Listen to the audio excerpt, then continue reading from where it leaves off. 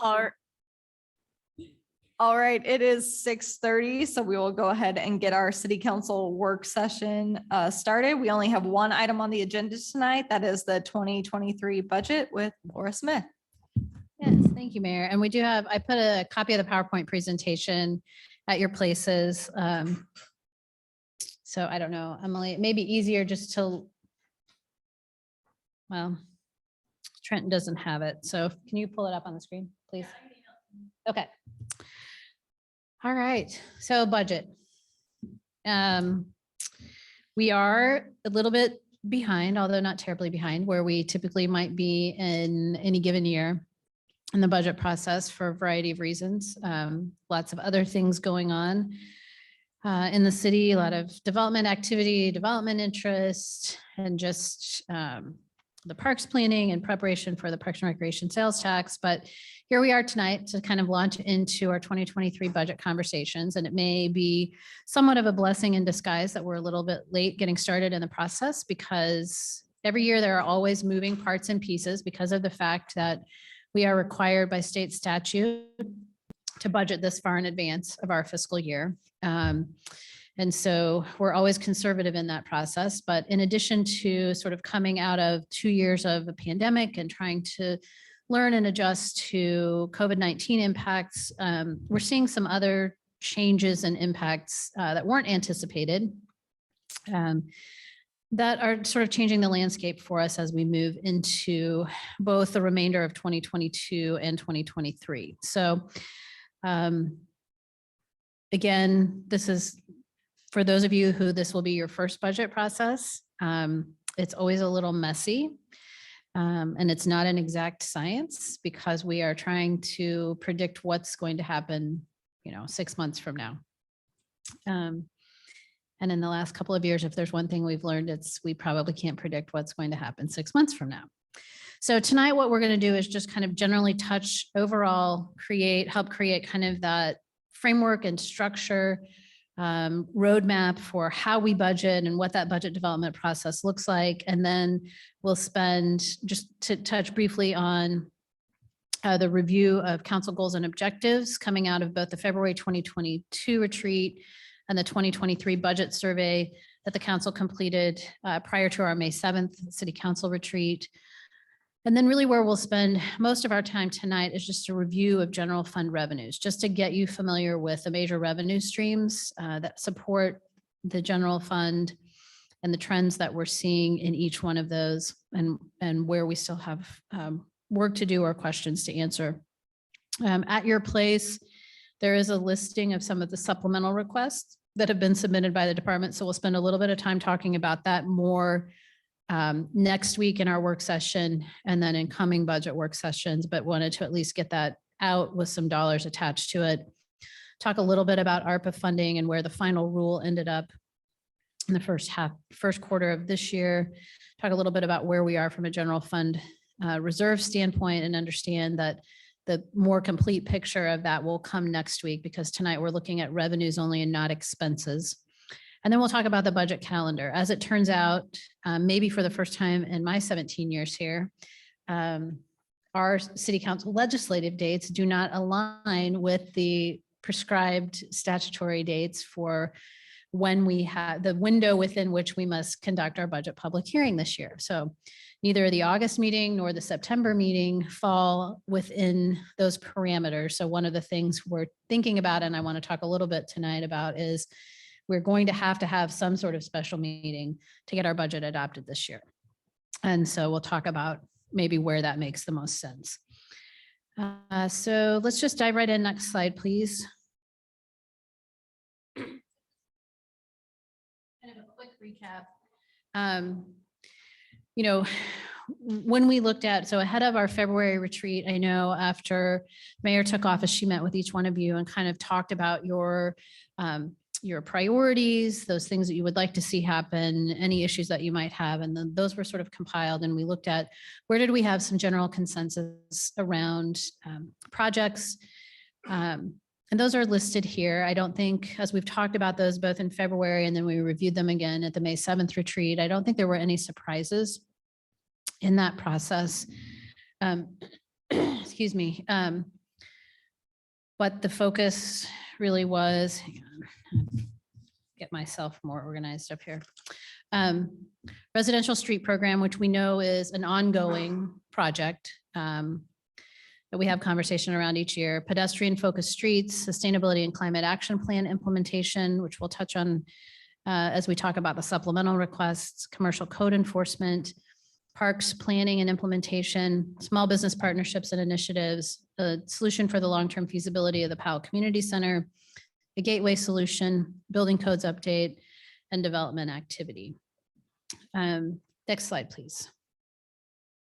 And then in the short budget survey that we put out, we said, looking specifically at 2023 from a budgetary perspective, what are your top priorities? And these: street maintenance, no surprise, stormwater infrastructure maintenance, and then economic development. And as we've kind of talked about, the economic development category is probably the squishiest of all of that, needs some more definition as we move forward.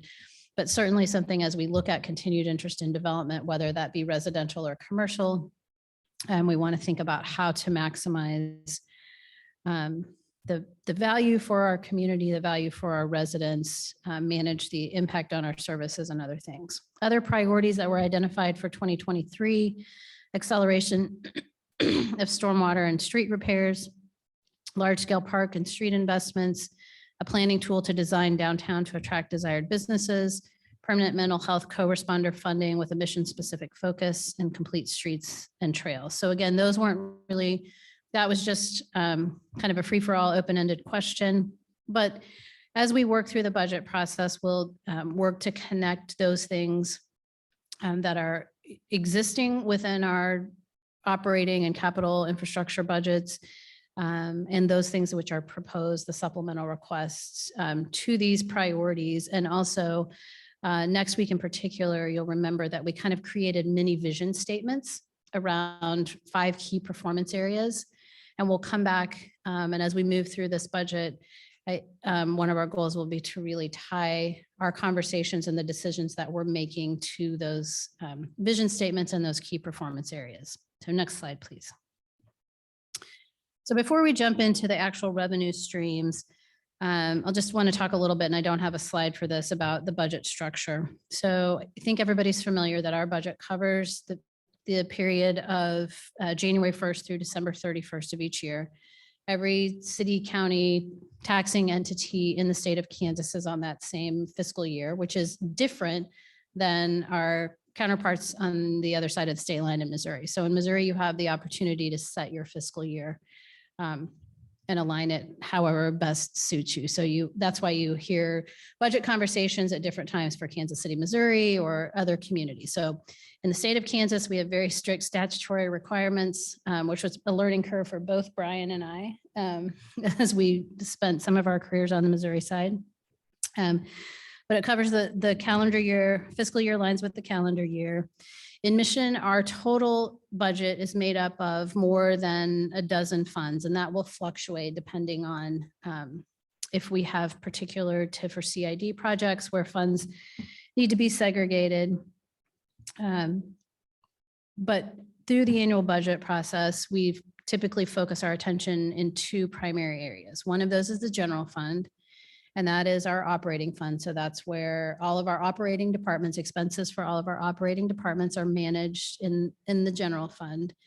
And that fund really has a focus of inflows and outflows in the course of one particular calendar year. So each fiscal year, we look at that.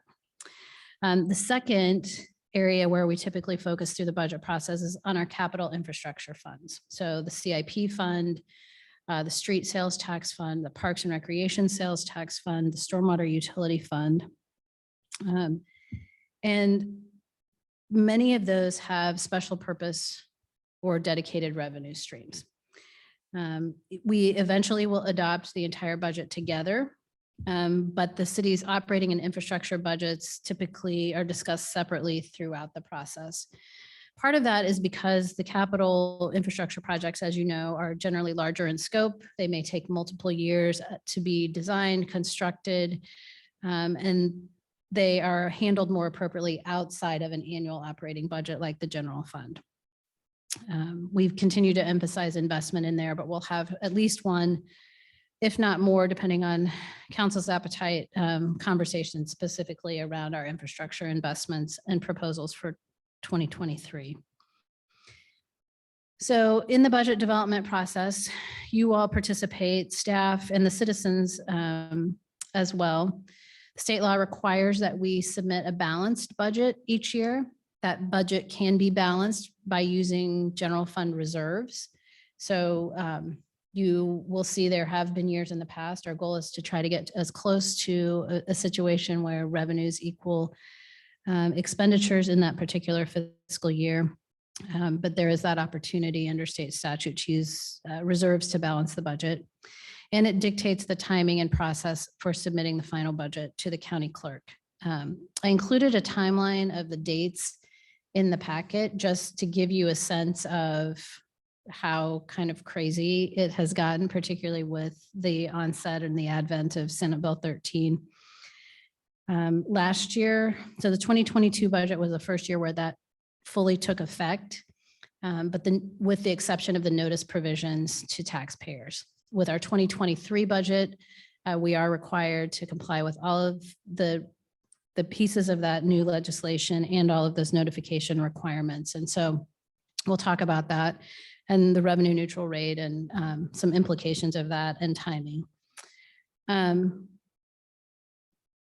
Historically, it's been tough for us to get people engaged in the budget process. I think Councilmember Schlossmacher always used to say, tell them we're going to raise the mill by, 6 or 7 and we'll pack the house and then get them here. And then we'll talk about what we're really going to do. Which is true. I think, what you see is unless people feel that impact, they're oftentimes not things that people feel very passionate about in the budget process.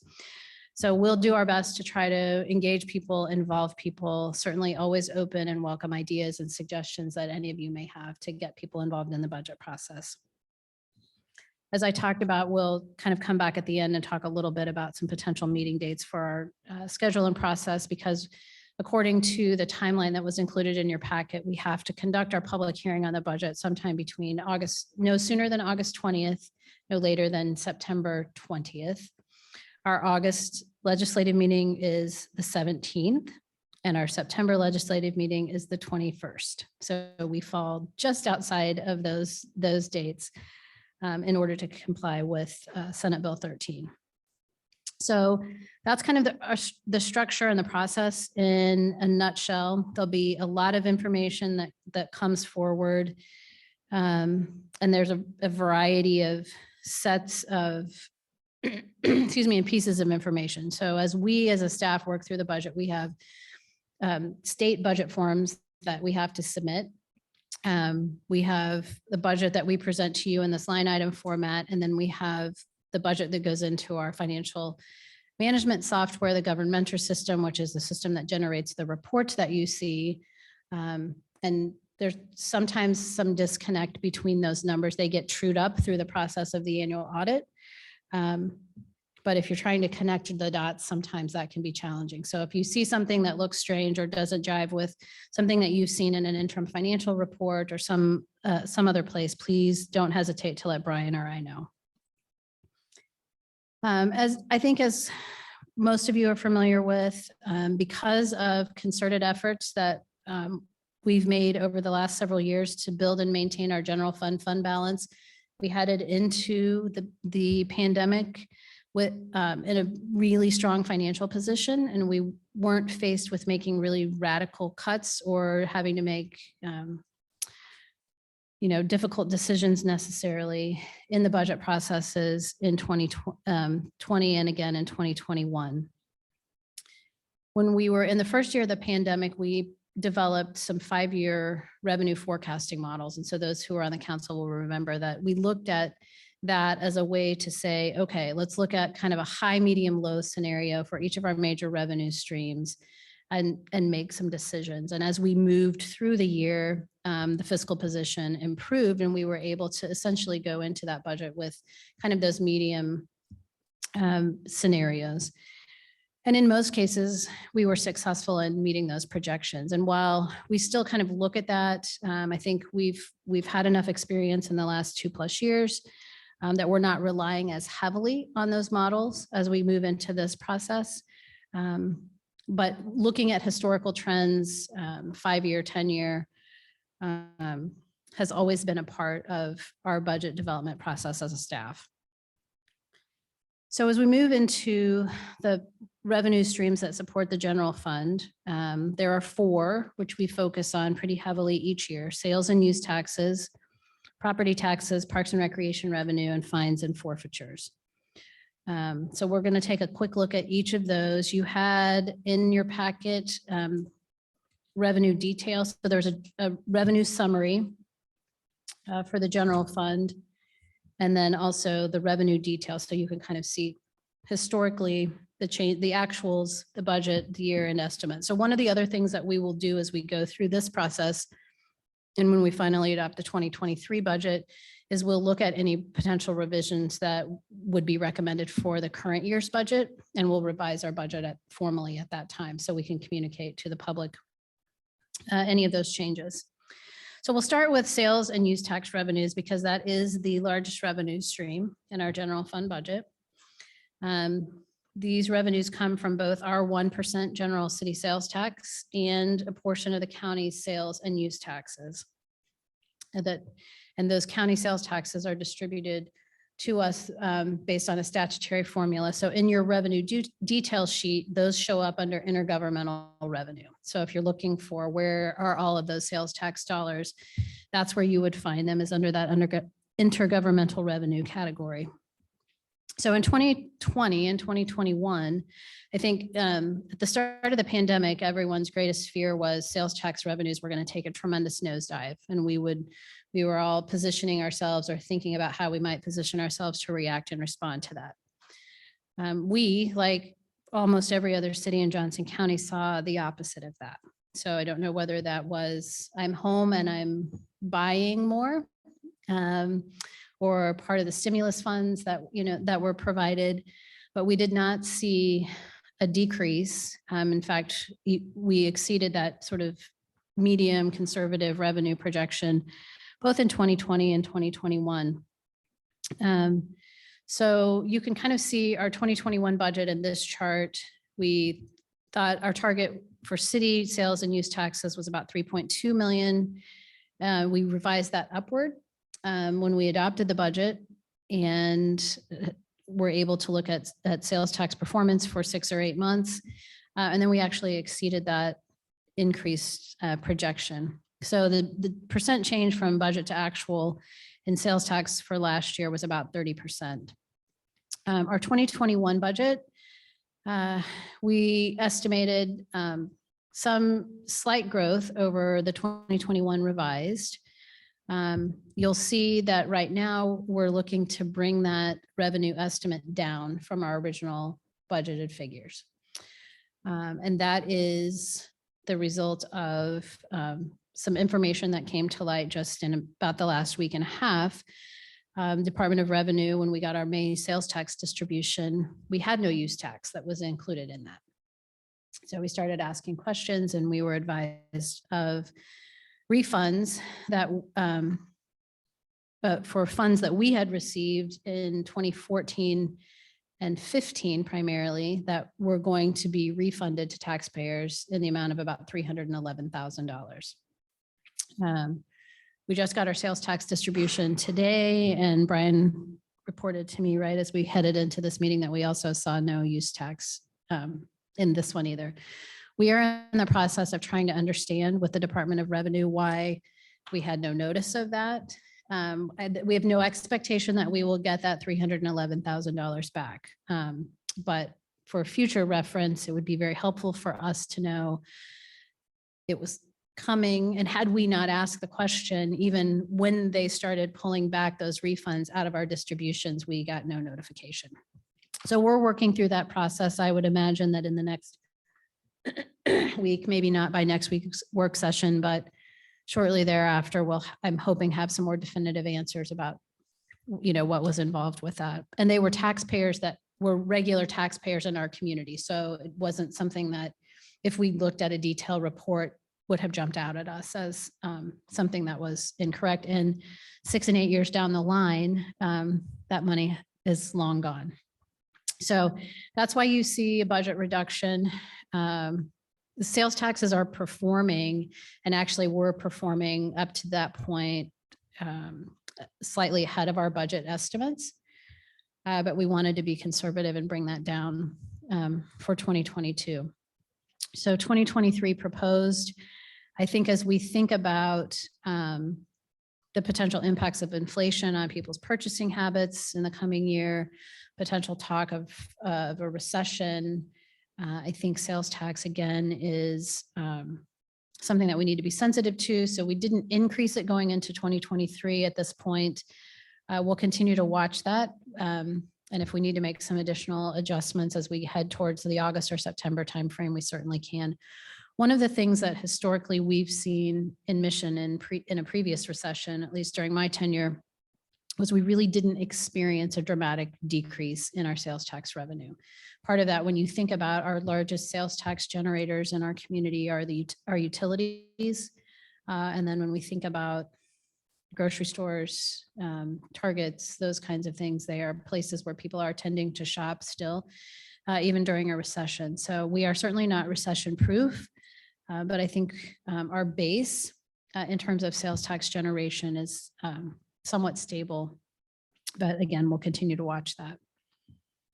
And then from the county's perspective, we saw similar increases in those receipts. We're seeing increases there with no reduction. So we are estimating we will exceed our revenue projection for county sales tax receipts, and then projecting a slight increase. And part of that is just based on looking at what the county is also projecting for themselves and trying to align with those percentages. So any questions on comments on sales tax? If you have a tree that could grow $311,000, keep watering it. Yeah, Ken? Has the league been alerted to this issue, or are they aware? No, we're working with our attorneys to try to figure out what happened. We have no expectation that we will, there is an appeal process that is established through the Department of Revenue. My bigger question and concern is through that appeal process. I think what we've uncovered, at least initially, is this was not a formal appeal. It came through a more informal decision-making process. So had it been a formal appeal, we probably would have at least received a notification. And so as we kind of talk about property tax and dark store theory, my question to the Department of Revenue is, if we're at least aware of it, then we can be responsible in how we might either hold things in reserve or plan for that distribution in the future. I also have some questions about the length of time that has transpired from when we actually received the distribution. So Are other cities affected the same way?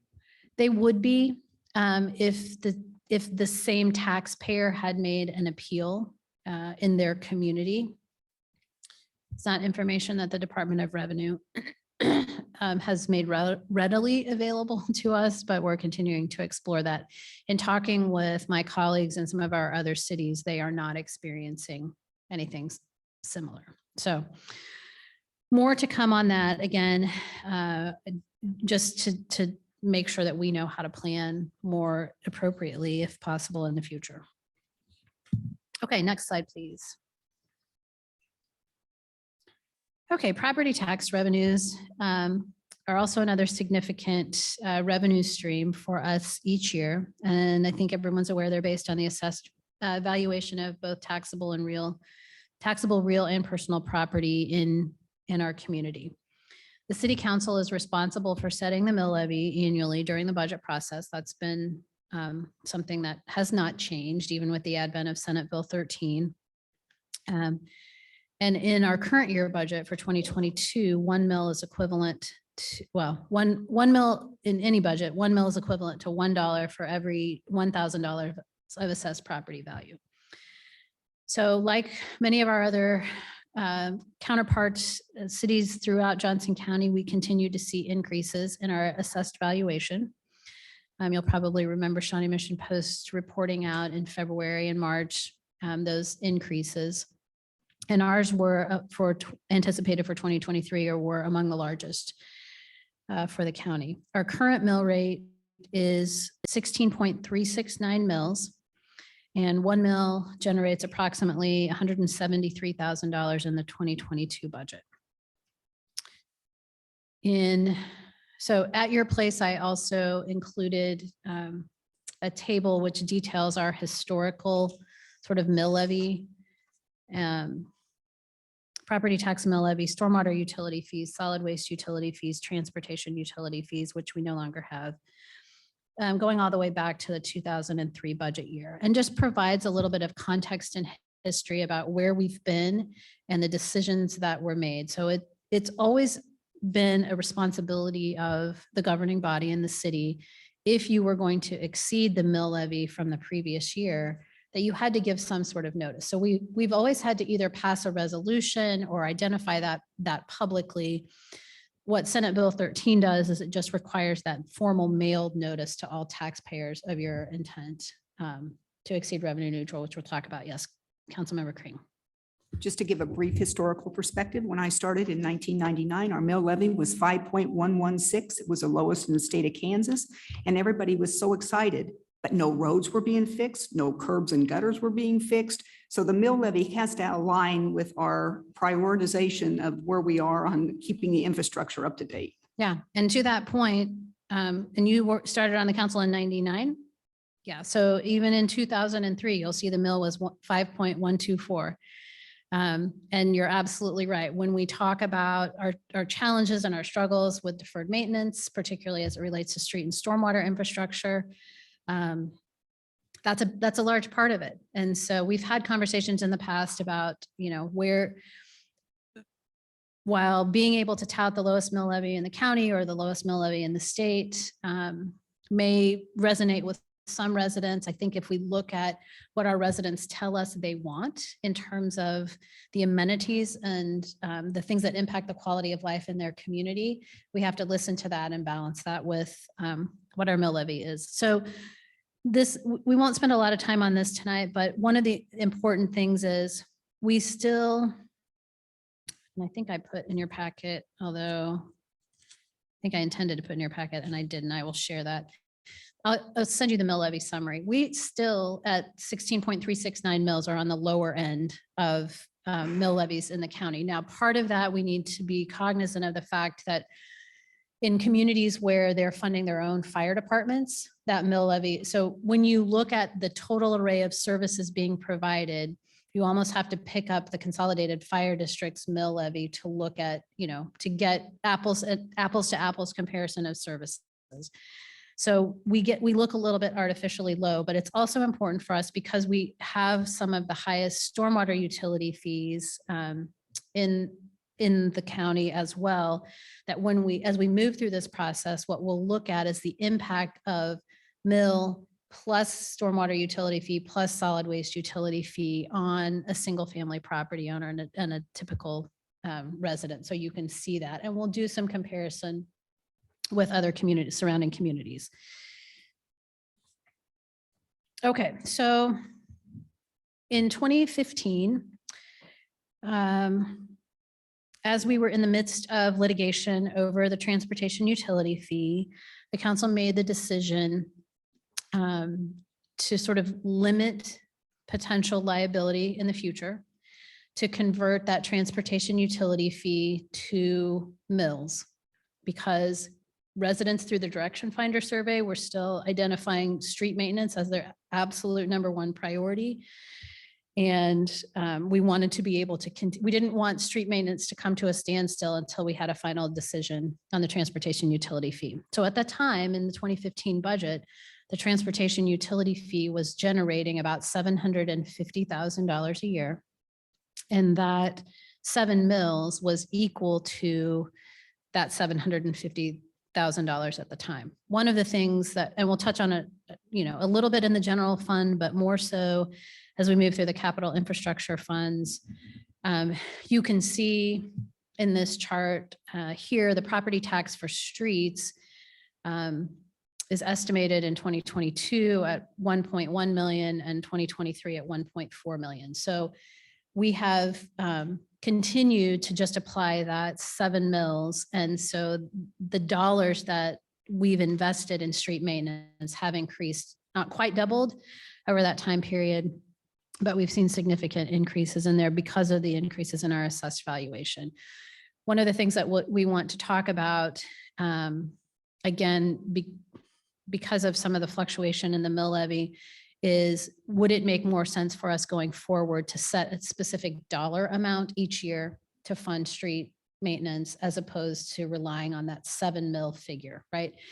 Because that number changes so much over time. And I think from a communication standpoint, from a budgeting standpoint, from a looking at the next 10 years of a street maintenance program, we are not necessarily, I think the commitment is money, significant dollars to street infrastructure investment. And so how we do that, we may want to think about a slight adjustment going forward. As I mentioned, well, what you can see in this chart, what's kind of interesting is the 2022 budget year was the first year where the requirements of Senate Bill 13 went into effect. And what that really means, but this has always been the case, it just has new terminology attached to it, is the county clerk's office establishes each year what they determine to be the revenue neutral rate. So what they say is, here's the mill that's required to generate exactly the same amount of property tax this year as you generated last year. And if now, and that's always been the case. And so again, even prior to Senate Bill 13, if we wanted, that's always been the way that property tax has been calculated and mill levies have been calculated.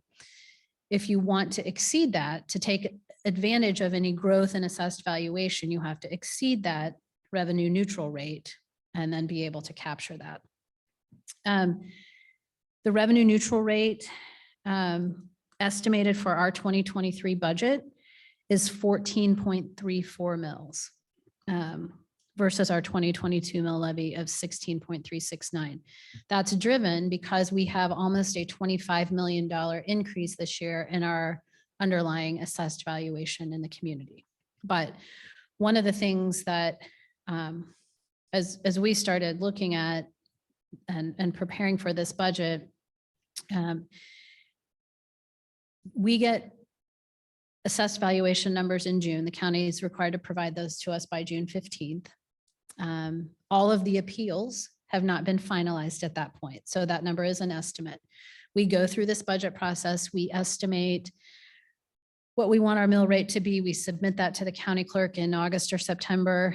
And then by November 1st, they sort of finalize the abstract of taxes, and the assessed valuation will change based on a variety of the outcome of the appeals, TIF districts that may be established, and that sort of thing. So the number that, and you'll see that reflected on the handout with the historical mill levy. In the years when we didn't make a specific adjustment in that, there's still some fluctuation in that mill levy, and that's just typically because of changes in assessed valuation. We experienced that again in 2022, and it looks on this chart like a big drop. So we anticipated that our mill rate was going to stay the same going into the 2022 budget, which would have been, you think I would know that, 17.048. I want to say 17.041, but it's 048. Our final mill rate ended up at 16.369. So that is primarily as we've been in conversation with the county to just make sure we understood what was happening, because that was over a $0.5 mil decrease from the previous year, right? I think it has to do with fluctuating values in some of the TIF districts. And so we've spent some time, and we will continue to spend some time to look at making sure that we kind of maintain and hit closer to that target. Now, the real dollar impact of that in the 2022 budget is about $117,000. So that fluctuation we didn't lose millions of dollars as a result of that. But we want to make sure that we're able to capture potentially any of that growth going forward. So one of the things that if you've been following any of the other communities in the county or the county's budget discussions, you're hearing a lot of conversation around reductions in mill levies. So I think Prairie Village is recommending a 1 mil reduction. Roland Park is recommending, I think, a 1 mil reduction. The county is a total of a 1 mil reduction. One of the things that's going to be important to remember as we move through this is all of those communities are exceeding their revenue neutral rates and then rolling back their mill levies from there. It's not to say, they are still rolling that back, but nobody is staying with their revenue neutral rate. So I can tell you from right out of the gate, the staff recommendation is going to be that we notify the county of our intent to exceed revenue neutral. Doesn't tie us to that in a final decision-making process, but it gives us the flexibility to go somewhere between that, above 14.34 mils. Yes, Mayor. Yeah, and I just wanted to add, if people are asking you about that, or if you're thinking that through too, we're not looking at the full, history since 2016 for all of those cities. And if you look at Mission, our mill has come down Almost every year 2. since 2016. And that's not true for some of the other cities who are either holding steady or decreasing. Yep. I know that we're talking about revenue neutral rate, but now with the inflationary forces, is there any standard that we can use with looking at that in terms of our forecast for expenses? So that's part of what we're doing and part of why this year, with all of the things in play, we've separated. Typically, we bring you revenues and expenses together. We've separated them by a week to give us a little bit more time to just get our heads around that. But I mean, one of the things that I didn't touch on, the revenue neutral rate,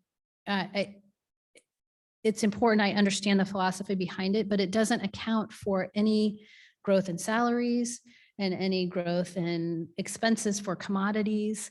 And particularly in a year that our budget's being impacted the same way that, household budgets are being impacted and other small businesses budgets are being impacted. We have a fleet that we put fuel in.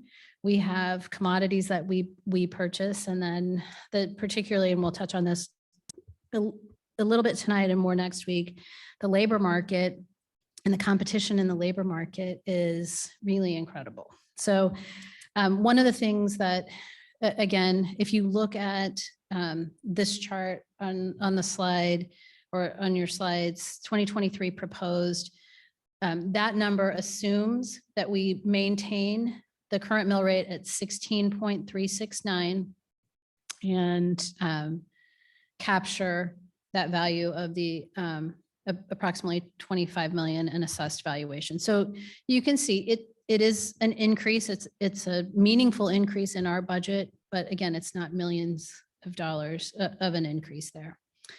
The other thing to just kind of touch on is the dark store theory impacts. We've talked about this for several years. I check every Friday to see if the decision has come out of the Supreme Court. Shawnee Mission Post, I'm sure, will beat me to it, but we anticipate that final decision from the Kansas Supreme Court at any point. I'm confident it will come out at some point during this budget process. And you didn't get any updated numbers from the county. So the county's provided sort of estimated impacts to us from 2015, when the litigation initially started, through 2019. We've asked to see if they have any updated impacts, but I would imagine they're going to be somewhere in the similar vein for 2020 and 2021, 2022. So right now we're probably sitting somewhere in the neighborhood of, I would guess, closer to $400,000 when you add in those remaining years for the impact if the Supreme Court does not go in favor of the county. The last couple of years' budget conversations, we've said we didn't want to specifically earmark that. We felt that we had enough in our general fund reserves and that 25% general fund balance And so, but that will be coming forward and be part of that, part of that discussion. We're closer to a final decision on that. As you can see, and I think I referenced in the memo, on an annual basis, I think it's manageable. So those reductions are manageable on within the annual budget conversations going forward. It's just when we're looking at a more cumulative effect of those refunds that we want to start thinking about how we might reserve and pay those back. Similar to the use tax, had we known that was coming. Okay, any other questions about mill rate, property taxes? So 1 mil in the 2023 budget is anticipated to generate about $193,000 instead of $173,000. Okay, next slide, please. So Parks and Recreation revenues, another significant revenue stream in the general fund that generated through memberships, facility rentals, class and program fees, and summer camp fees here at the community center, and memberships, daily fees, and concessions from the Mission Family Aquatic Center. So we knew that the 2020 year was a bust because of COVID-19. Particularly, we had a 3-month shutdown at our facilities, canceled our summer camp program, and we made a decision not to open the MFAC for the season. When we put the 2021 budget together, we anticipated some improvements in Parks and Recreation revenues, but those were not realized in the 2021 budget. We continued to see spikes in the COVID rate, incident and positivity rates. We continue to have pretty stringent public health restrictions instituted at our facilities.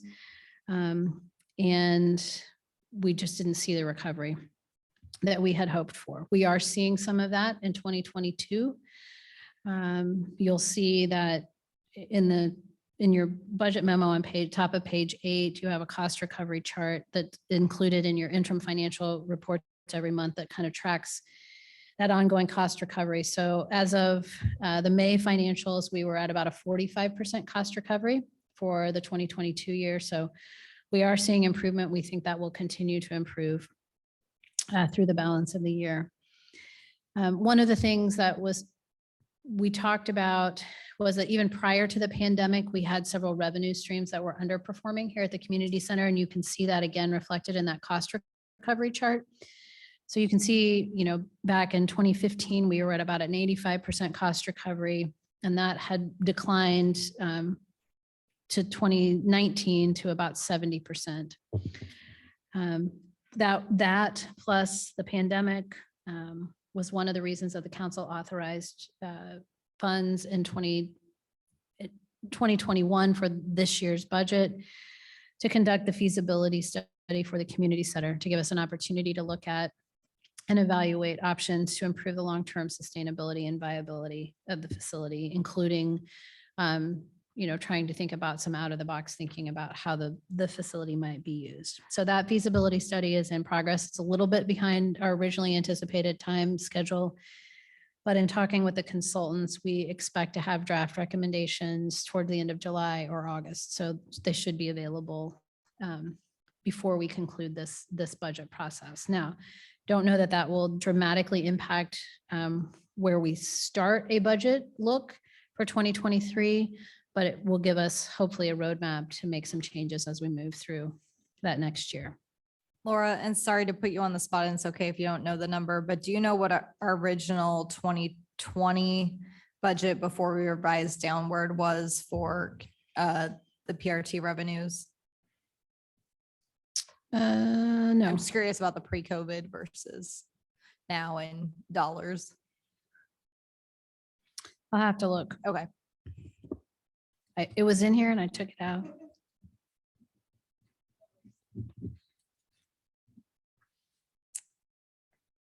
As we talked about, that we're seeing some incremental improvement.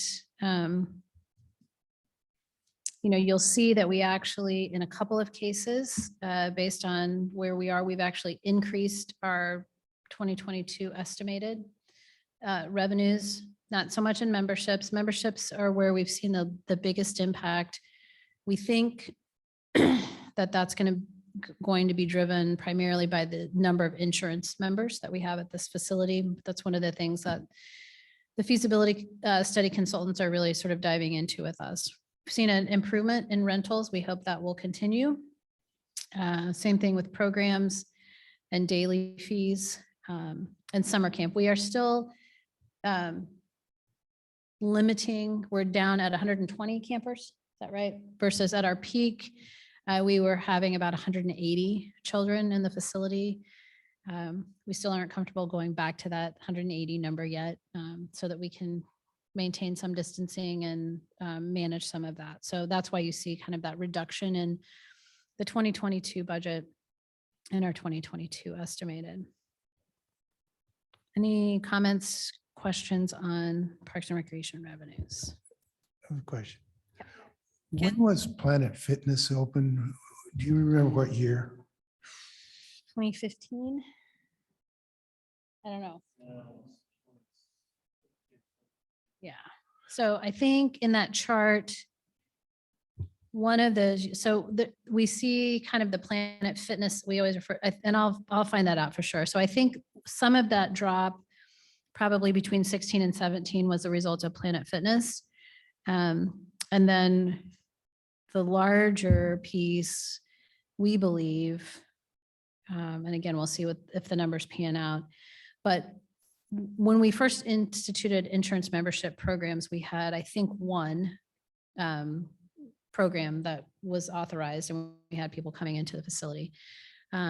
We now have a variety of different memberships as that's expanded and as other insurance carriers have looked at the health and wellness benefits of, paying or helping to subsidize the cost for their members to engage in physical activity. Okay, next slide, please. Fines and forfeitures. I'm not sure anybody ever smiles when they see those red and blue lights pulling up behind them, but another major revenue stream in the general fund is our fine and forfeiture revenues, and those are collected because of law enforcement activity, primarily traffic enforcement, and then the associated municipal court charges.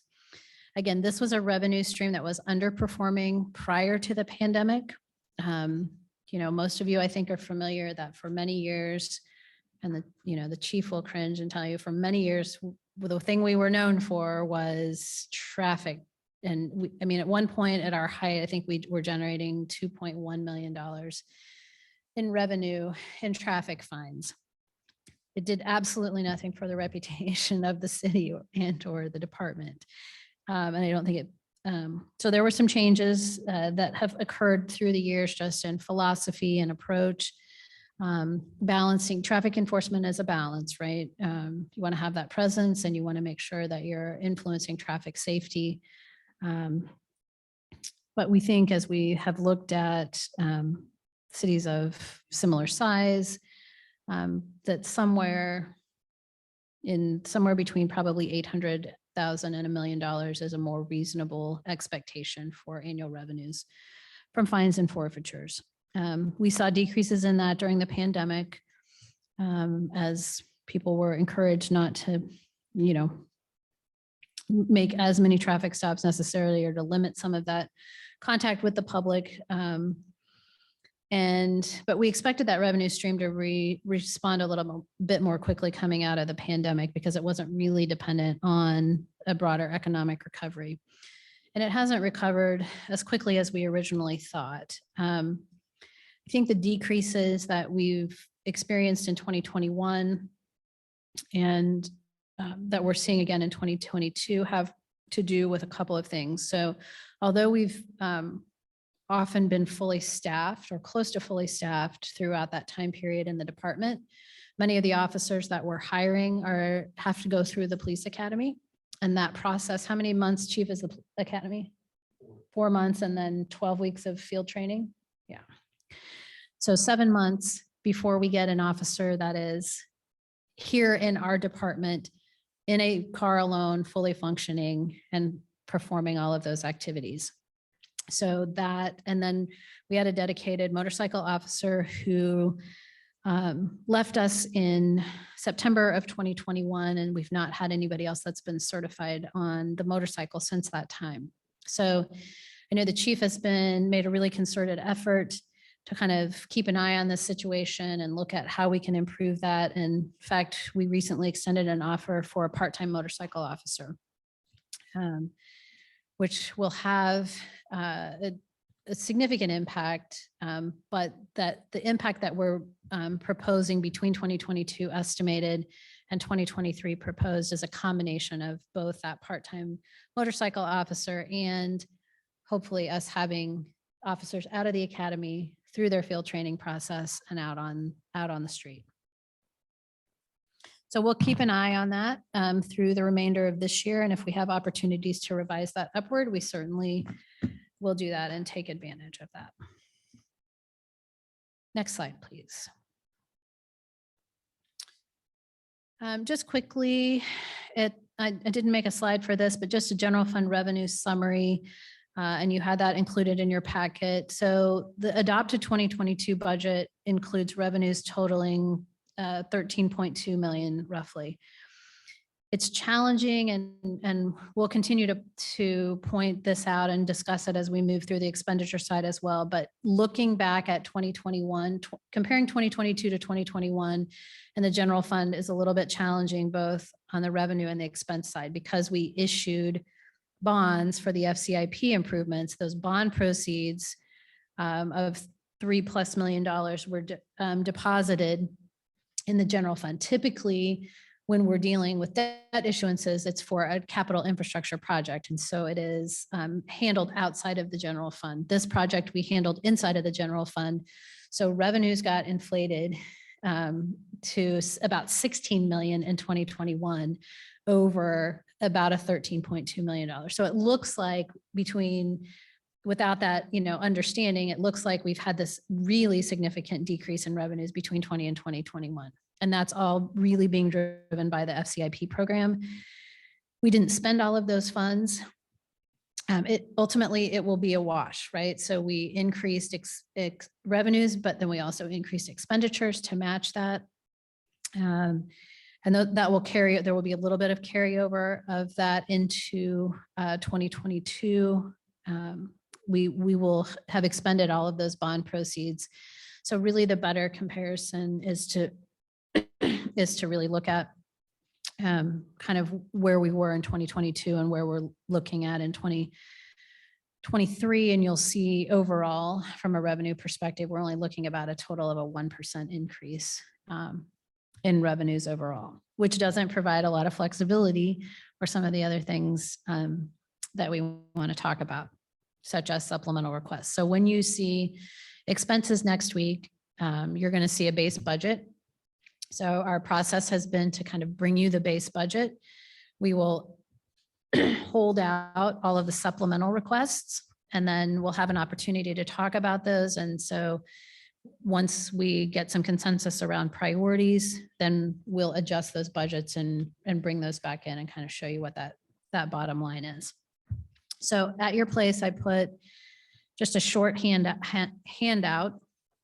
And again, more detail when we start talking about expenses next week. So you'll have another budget memo that comes out Friday that will have all of the expense information and other details for next week's session.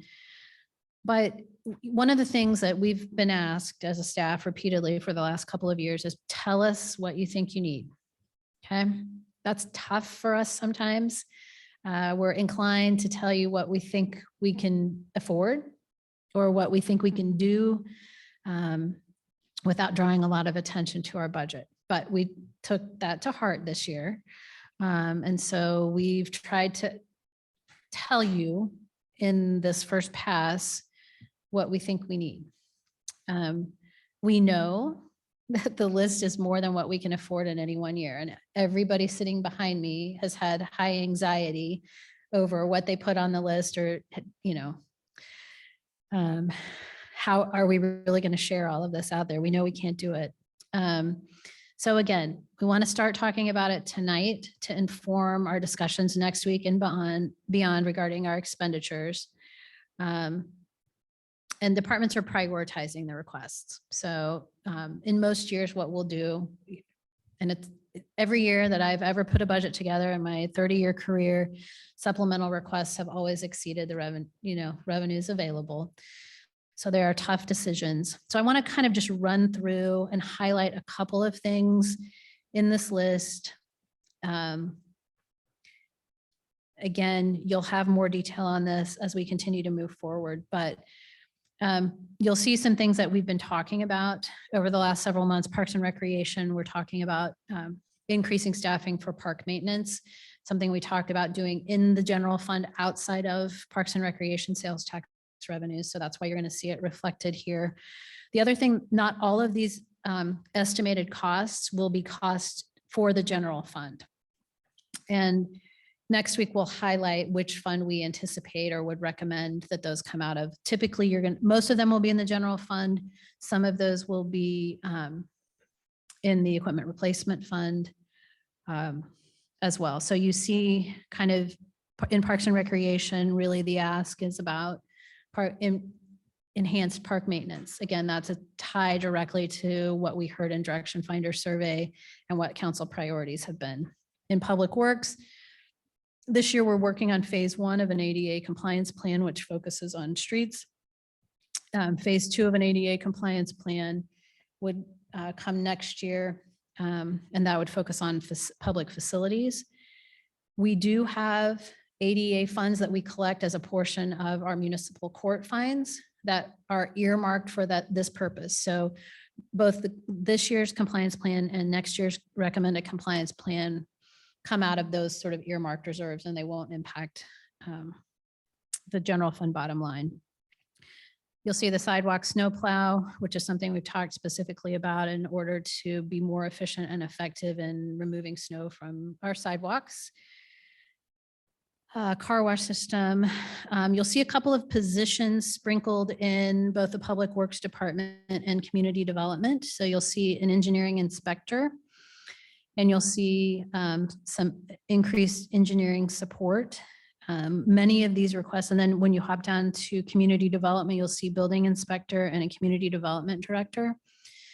Most of those are tied directly to just the surge in development activity that we see and kind of the continued, yes.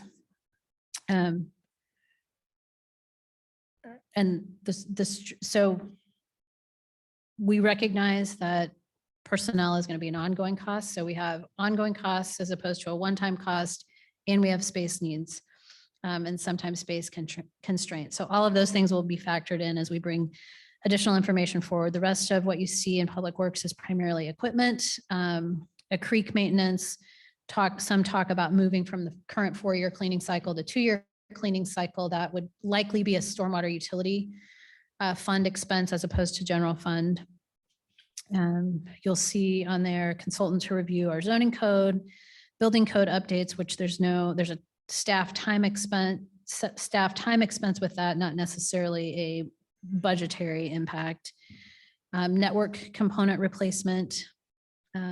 This is an off year for us in our computer replacement cycle, so that's why you don't see anything in terms of desktop and laptop computer replacement.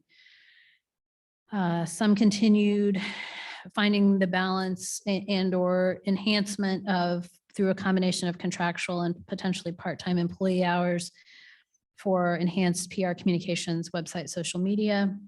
Or I have Yeah. one question on that. Yep. On next week's version, will we also have an explanation of if this is continuation or additions? Like I have those questions on the PR. Is this additional over 2022 funds, or same thing on IT support? Because I know we already have IT support contracts. So Yeah, are so these we'll show you that additional? delta Okay. between what's in the budget now and what this would be.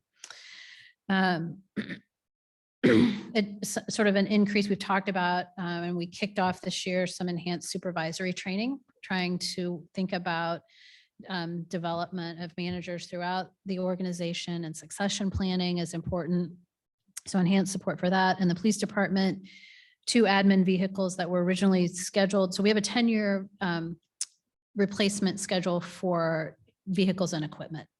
And so each year as the departments put together their budgets, they go back to that schedule. It tracks the original year that it was purchased, how long it may have been deferred, the estimated replacement cost. And I will tell you, we stretch our vehicles and equipment about as long as we, possibly can. But these 2 admin vehicles for the police department were pushed from 2022. Replacement of all the AEDs in all of our facilities and patrol cars, radio repeater, which improves communication capabilities for our officers, taser replacement. And then we use a vehicle for community services officers, which is also our animal control, that we provide contractual services to several of our surrounding communities.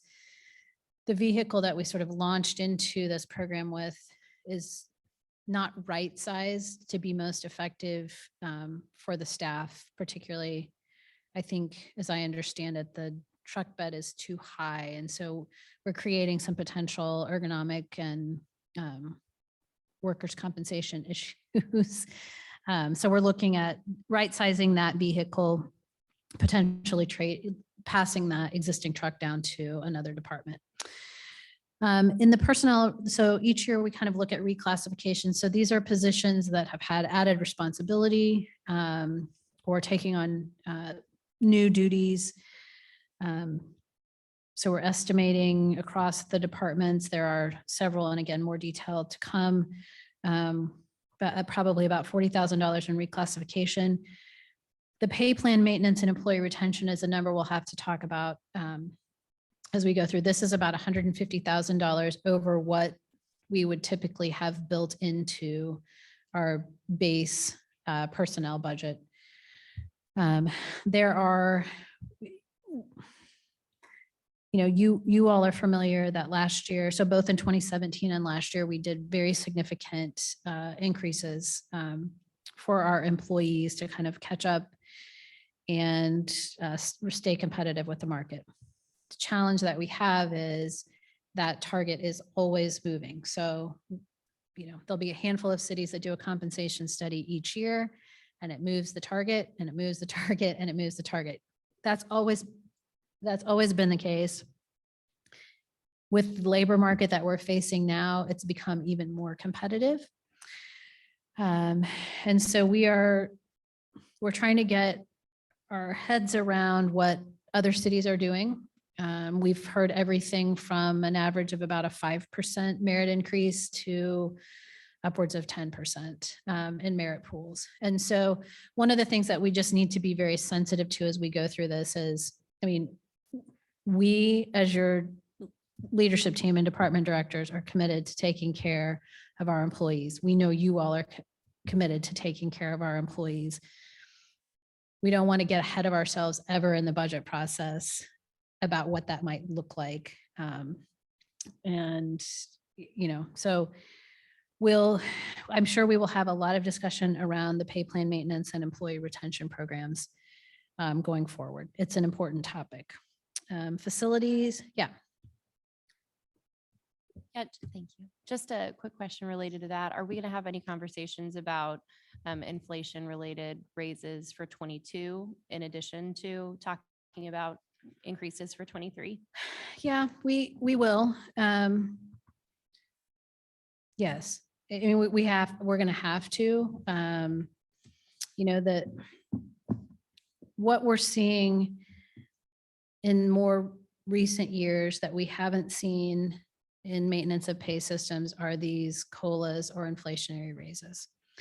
And those seem to be creeping back into many other organizations' plans. And I understand that. It's just, once you layer that on, it becomes very difficult to back off from that in the future. And so we've tried to capture. So I think what we'll probably, as we look at that, we'll do it similar to what we did last year, and we'll look at the market and probably market adjustments within our ranges to kind of keep employees competitive within those ranges. Sort of accomplishes the same thing, but then it's tied to more specifically to their pay grade and their pay range. And they still catch up with that sort of market or inflationary growth. We just don't end up calling it a cost of living adjustment. So we'll look at that. And again, as you all know, the challenge with anything that you do on the personnel side, it is not a one-time expense. Now, there are some cities that have done a kind of a one-time and are doing, and so we're trying to pull all of that together, but it's interesting right now because it's almost like this leapfrogging. It changes almost every week what each city is presenting and deciding. And then once one city presents, then the other ones go back and revise what they've planned for in their budget. So we'll do our best to capture what others are doing so you can kind of see and have a sense of that. And then talk about what makes the most sense for us. The facilities, these facility numbers are really very high. These are probably in most cases things that are maybe not 2023 things to think about. But again, you ask us to tell you about the things we're thinking about, and these made it onto the list. There's an other category with cost estimates. Could I ask something quickly? Yeah, Sorry. absolutely. Do we not have any ADA deficiencies in City Hall We do. currently? Is anything addressed here on a financial level that talks about any ADA changes we might make? Well, a couple of things. So there's $150,000 in there right now for sort of short-term, more, it's labeled cosmetic fixes, but it could be some of the ADA issues. I think with the ADA plan, compliance plan, the phase 2 of that addresses facilities, once we get that plan, we'll have a much better opportunity to really look at where those deficiencies are and how to invest our dollars, most wisely. You'll see down here on the big ideas at the bottom of the page, we still know we have kind of the long-term space needs for the police station and City Hall. And so part of that challenge is, do we know we have deficiencies? Yes. Have we had deficiencies for a long time? Yes. How much money do we spend in a building that we're still making kind of longer term decisions about? Other kind of pieces with cost estimates. And I didn't want to steal their thunder, so I've just put a placeholder for climate action task force recommendations, but that number is kind of a placeholder based on what we think are going to be the recommendations that come forward to you. Pedestrian activated stop signs at 61st and Broadmoor. That's a request that's been fairly frequent, or conversations that we've had with Wellstone, and particularly their residents having difficulty in getting across to Target and or the post office. We put some money in for some DEI initiatives, banners, Johnson Drive landscaping, both a redo and a maintenance, and then grant matching funds for planning sustainable places, which is a grant that we submitted last week. Others sort of cost to be determined, but these things really fall into the, what as a staff are we trying to think about longer term? We've put in decorative streetlights all over town as we've redeveloped. What is our plan for maintenance of those and or replacement of those? They're not in any capital improvement plan at this point. A concept plan for Johnson Drive improvements west of Lamar, so Lamar to Metcalf. Again, maintenance of decorative streetscape elements, whether those are the benches or the trash or recycling bins or other things that we've put in. Grant writing support and assistance, and a municipal code update. So we haven't, at least in the time that I've been here, we have not done a comprehensive look at and review of our municipal code. That's something that once we get a new city clerk in place, that is typically the person who would sort of lead that effort. So We had asked 3.5 years ago about a possibility of getting a crosswalk at Johnson Drive and Riggs. And I don't know if another study is required or what, but I've had more neighbors asking about that particular area that it's so difficult to cross on Johnson Drive. And we've discussed it for some time, but we've never come to fruition on it. What do I need to do I need to make a formal request, or what needs to be done? I mean, Celia, you can weigh in on this if you want. I mean, I think part of it is as we look at the improvements that we're moving toward longer term on that stretch of Johnson Drive, I think we need to, certainly we want to look at those things. I think the character of the street, to be perfectly candid, is so different in that section from Lamar to Metcalf than other places that putting an additional pedestrian crossing at that, I mean, you have pedestrian crossings, they're just, you have to walk a further distance to get there, right? You have signalized crossings at Lamar and Barkley and at Broadmoor again. Right. So, I mean, I don't know, Celia, do you It have? may not be feasible. Yeah, I don't know that. Yeah, Right. I think the routes there make it a reasonable spot. I'd be more concerned with fixing the character of the street, which you mentioned is a longer term look. I think that's the part, we're applying for the STP funds, but we've never really sat down and said, we're worried about the price tag, like over $12 million. If we widen all the sidewalks, buy all the easements, because we don't own a lot of those sidewalks. So do we widen them to 8 feet? Do we put benches everywhere? Do we put trees? Do we look at that intersection as, maybe a hawk signal, or are we doing more comprehensive study to see, where are people crossing and where do we want them to? So that's part of that concept plan. It'd be nice to develop that and have everybody on the same page before we start design. If we get the STP grant, start design and construction in 2026. So I think, Head counts, how expensive would it be to get yeah, we could, I mean, that's part of that whole concept plan. If we want to really dig into it, do we just maintain the pavement and the sidewalks we have, or do we expand it? And, what's the price difference? So that's kind of the whole concept. But yeah, we could collect ped counts and do all of that during that concept design.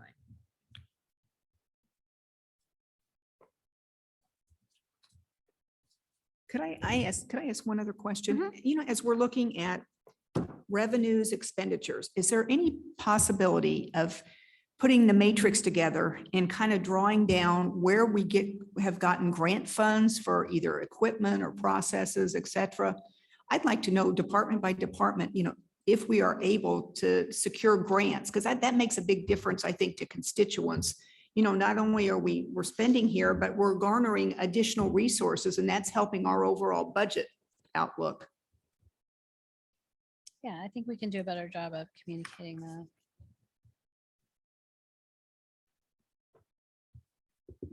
And that does remind me, Laura, that that's one thing that isn't on this list, but might go on at minimum. Maybe the big ideas list is some sort of federal grant matching funds pool, so that if we were successful in getting federal grants for a project. I saw that the one, the smaller Planning Sustainable Places grant match was on here, but sort of grant matches more generally for programs to come.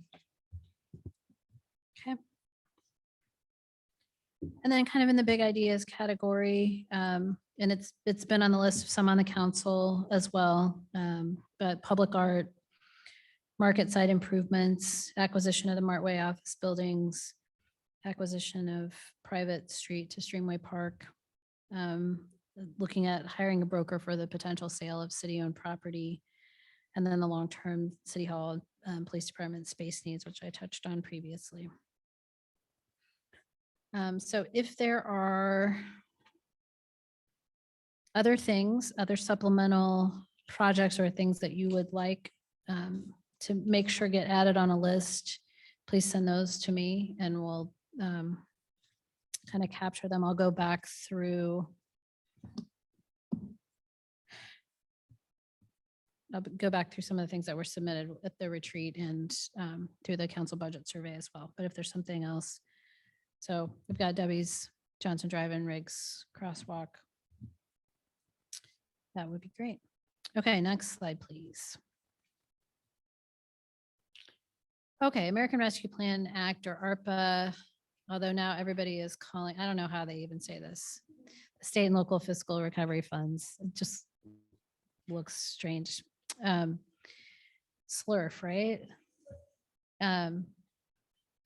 As you know, we, as a non-entitlement city, got funds distributed to us directly from the state. Our allocation is somewhere in the neighborhood of $1.5 million, all of which we have now received. So we got our first distribution in 2021, and we got our second distribution earlier this month. Those funds are set aside in a separate fund.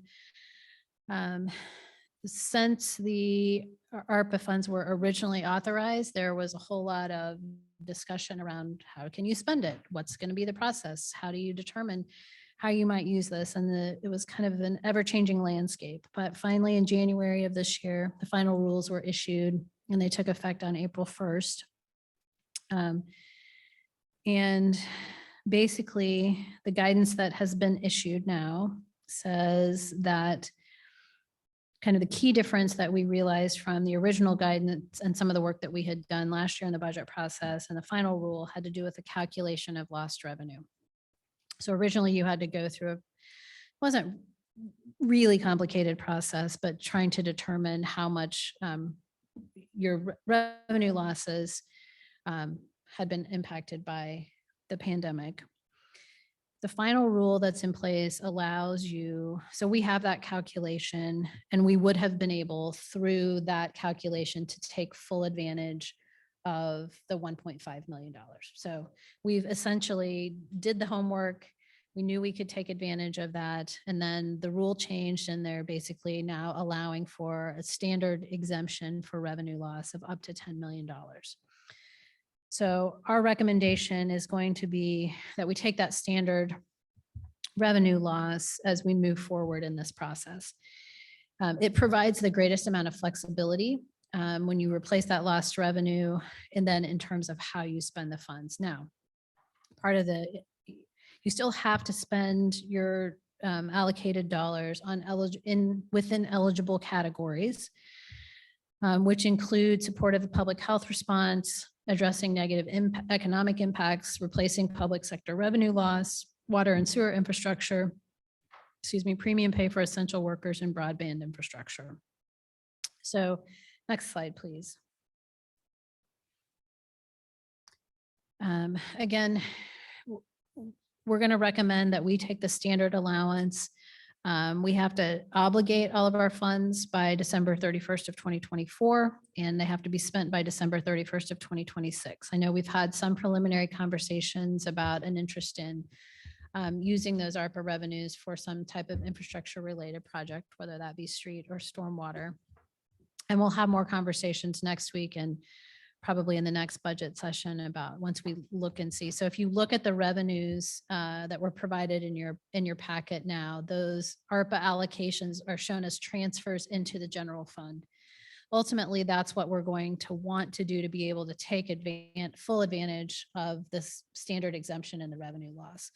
But we've got to work through the expense side to see kind of how those shake out. So I think because of some of these other moving parts in the general fund right now,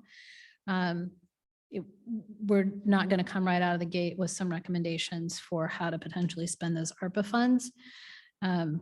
But we understand that we need to spend them in some fashion. And so we'll bring that back to you. And so we're also, again, in close communication with other cities in Johnson County to have a really solid understanding of how they're applying that and how they're using those funds and how they're using them to replace lost revenue, for example.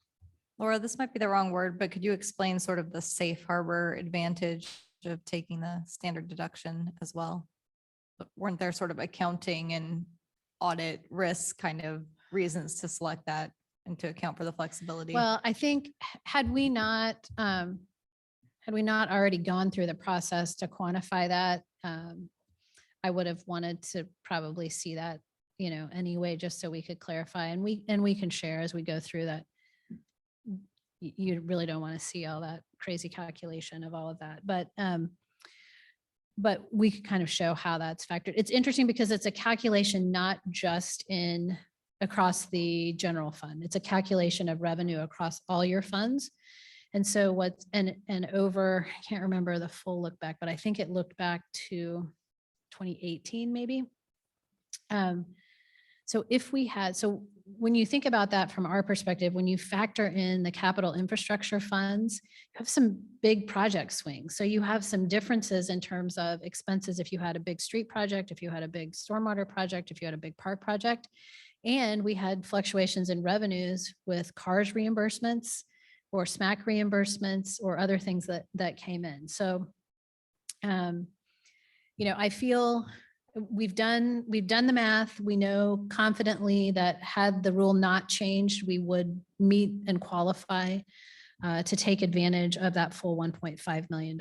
But I'll share that in a future memo when we come back with some more detail on that about what that actual revenue loss was and that calculation. There are Lori? some, Laura? Yeah. Sorry, I just have a quick follow-up. So I'm hoping that maybe you could provide a little clarity on if we're replacing revenue for the greatest flexibility with it, which I totally understand. Is that it? Then it's done, like we transfer it into the general fund. It then exists in the general fund. And then that's the reporting mechanism that we report back. Or, because if we're replacing, that lost revenue, then that, to me, in my mind, that should be it versus, tracking it and it not just existing in an operating fund. So I was just, and, Yeah, and and I we can think- tackle this later, but that's Yeah. just something that I'm hoping to get a little clarity around, whether, we're actually spending ARPA funds or we will be spending money from our, excess fund balance. Yeah, and I think we're all trying to get a little bit of clarity around that as well, but because I think to be perfectly honest, it's still a little bit unclear to me. I think you still have to make the connections about the expenditures. So if you're replacing that revenue, you still have to report back the expenditures on which that you made in these categories that you would have made with the lost revenue potentially. So yes, we will, I don't know that we'll have an entire session dedicated to this, but it also may be something that we just, I want to play, we may just want to back it out at this point in the general fund revenues and then, bring it back outside of the budget process. Or I think we have a variety of ways to look at that. And because we have the flexibility of some time within which we have to spend that, I think we want to do that in as clear and as clean a way. Because I know it's important to be able to, share with the community. We received these, essentially stimulus dollars, and here's what here's what we've invested that in, or here's how we've been able to take advantage of that.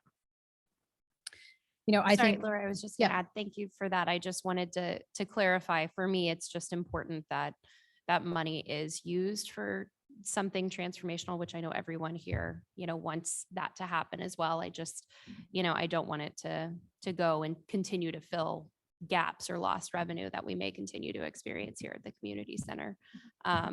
Not that we would intentionally use it that way, but if it truly is replacing that lost revenue, that's really where I'm coming from with it. So thank you. yeah, no, and I understand that. I think the reality is though, we lost a lot. We've lost the greatest amount of money there. And, and so, Just to add, yes, we lost money, but we also covered the gap. We never cut, our expenses significantly. So we used over $2 million in excess fund balance to cover those gaps over the past 2 years. And so I just don't want to keep feeding that hole.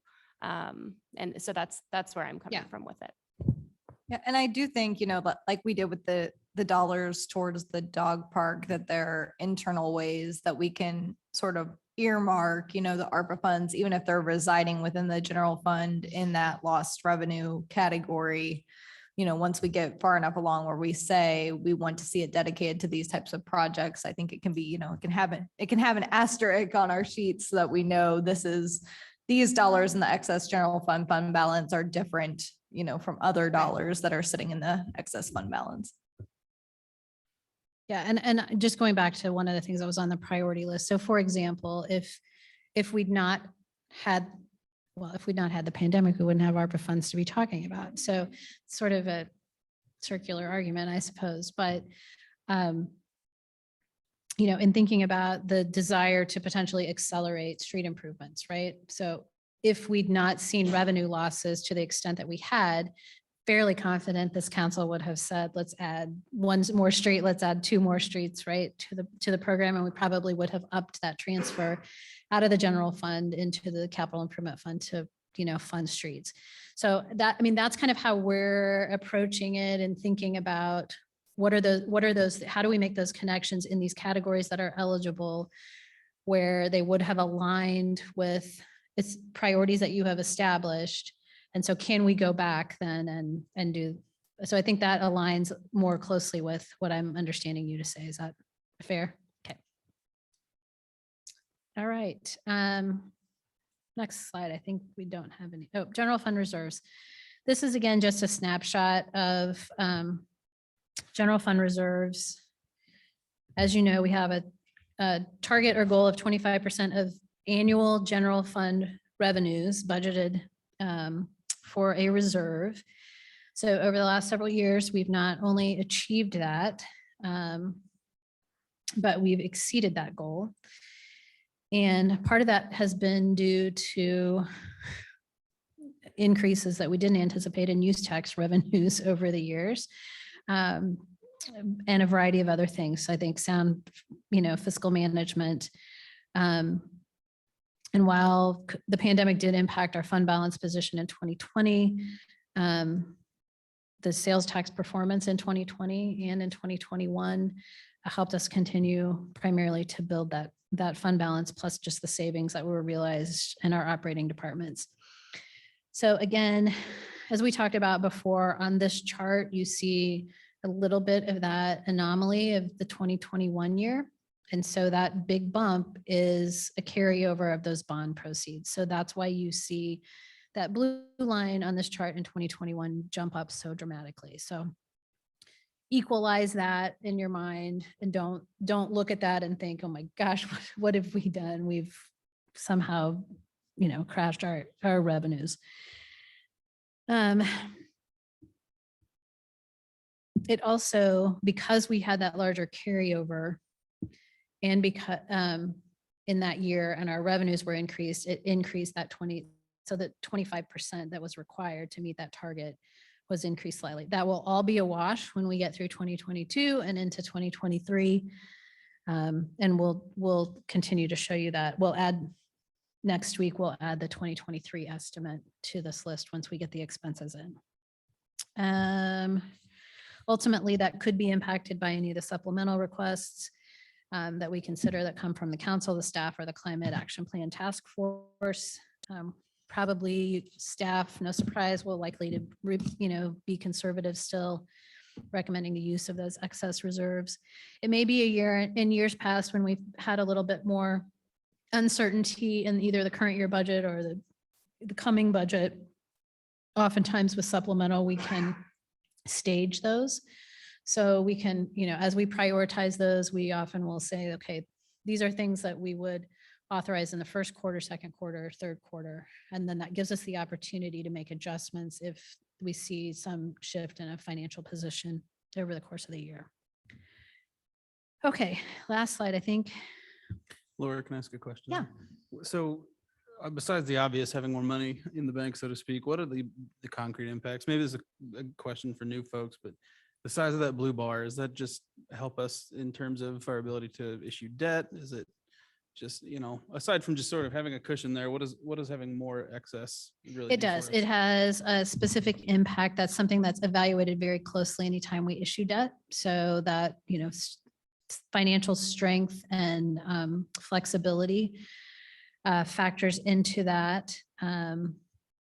Again, in the past, it has allowed us,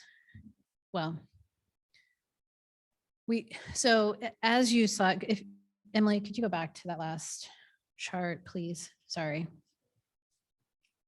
Look at that history.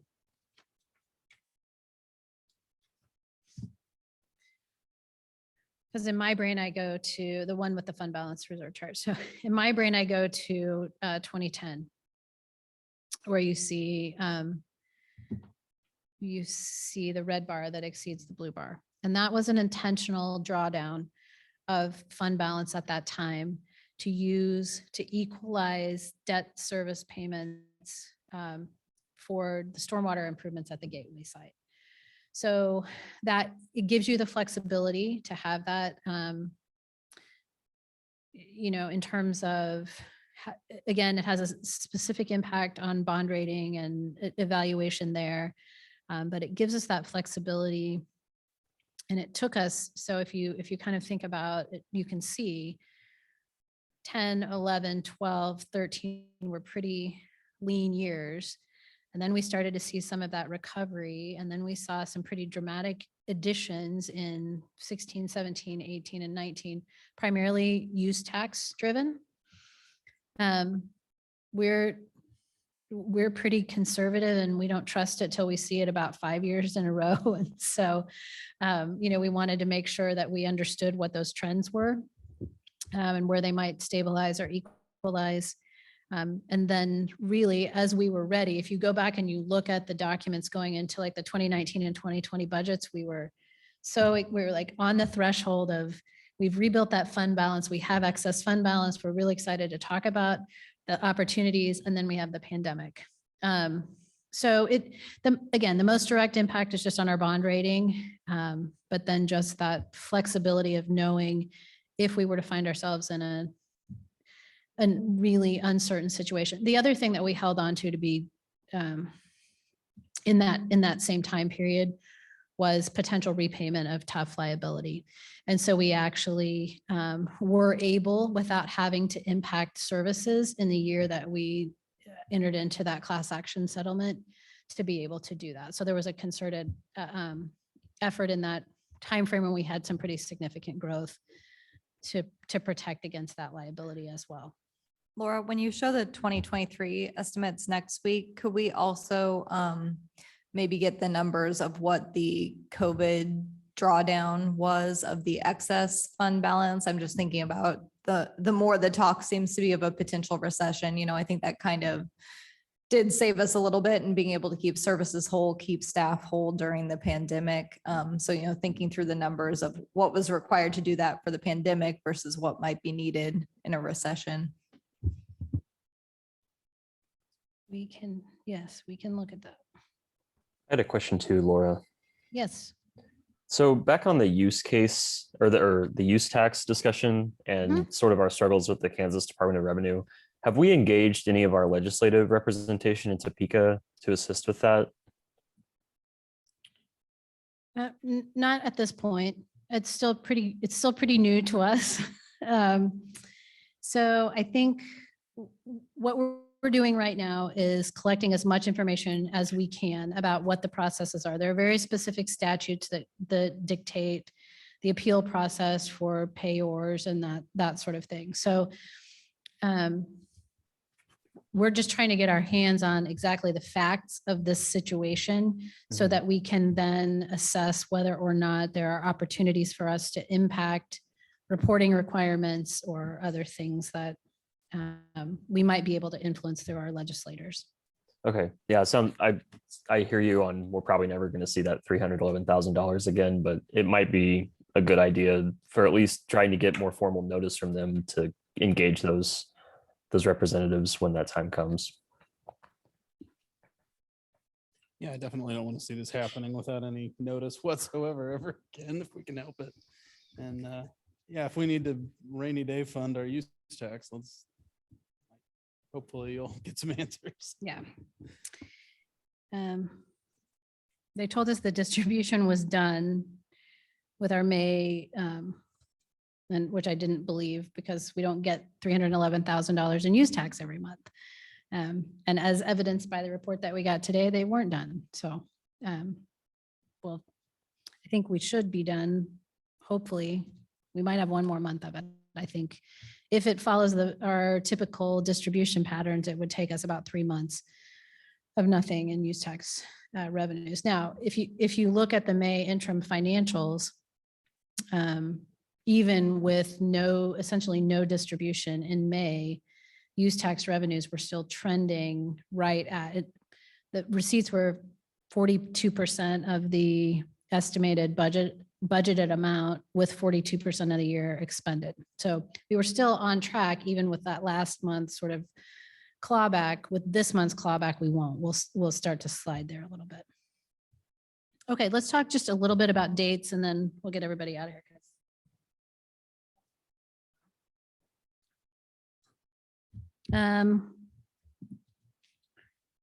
Okay, so we have a work session next Wednesday where we'll talk primarily about general fund expenses. Our plan then would be to use time on the July 6th committee agenda at Finance and Admin for continued budget discussions. Don't know whether it'll depend on how probably next week goes, whether that's more continuation of general fund or whether we're starting to look at capital funds.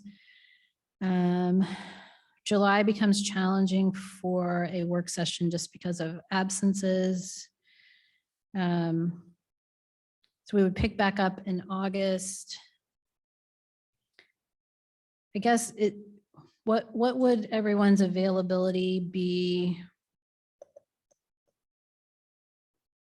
on either August? So August 31st, September 7th is our regular committee meeting in September,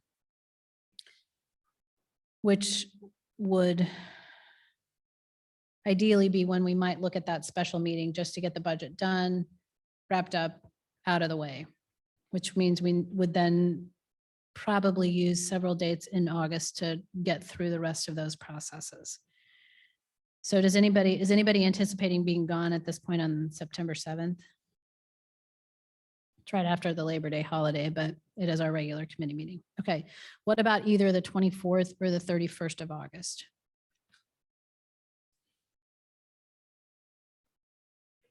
Good, okay. All right, well, we'll finish building that out. We'll share kind of that full calendar and what we think we're going to talk about when on the rest of those dates. And that will help us back into when we need to give notice. We do have to give notice to the county clerk. You may have seen on the timeline if you read the really fine print and didn't have anything else to do. We have to give notice to the county clerk by July 20th of our intent to exceed revenue neutral. There's a form that we submit to them. It says governing, if you look in that timeline, it says governing body needs to give that notice. It doesn't specifically say you have to pass a resolution. We did not pass a resolution last year to do that. You have to pass a resolution. You have to notice up the public hearing. But that's one of the things the mayor and I have been talking about is, what do we want to do? We can't, unfortunately, because our committee meeting or our legislative meeting in July falls on July 21st. We do not have the opportunity to pass a resolution if the council were so inclined on that night to give the county notice, or we would miss the deadline. Is there any reason not to give notice? Just sounds like we're No, taking away flexibility if we don't. And there's Like I no said, downside. every other city, the question is how public, do you want to take a step? Do you want to just use the form that they give us? Or do you want to take an additional sort of public facing step to let people know? They're going to get a notice. They're going to get mailed a notice. They're going to have the opportunity to come participate in a public hearing to object to that. Again, the notice that we send to the county at this point simply just gives us that flexibility. You can always come down from that. I doubt that will be our recommendation based on kind of the priorities that we've identified. But I just want to make sure that everybody's comfortable with us. I mean, we have a little bit of time between the 20th, but would be our intent to submit that form to the county. Okay, Yeah, I mean, they don't give us any reason not to. Just standing policy as far as Okay. I'm concerned. we can do that. We did it last year. We can do it again this year. Just want to make sure we have clear direction on that. So. Give them notice for the next decade. I don't know. I mean, Yeah. And again, we're never, and those with more tenure on the council will tell you, there's never been a council that has passed a mill levy increase or a fee increase without a lot of debate and discussion and, concern for the residents. But again, I think when we can tie that back to the priorities that they've told us that they want to accomplish, it's an important story to tell. We have a story to tell. So that's all I have this evening. Great. Any last questions for Laura? We're still having 6 to 7:30 tomorrow night, Johnson Drive update Yes, here. here, Okay, room C. room C. Okay.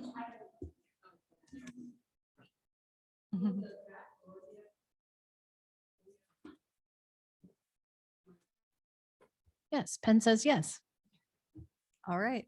Nothing else. We are adjourned.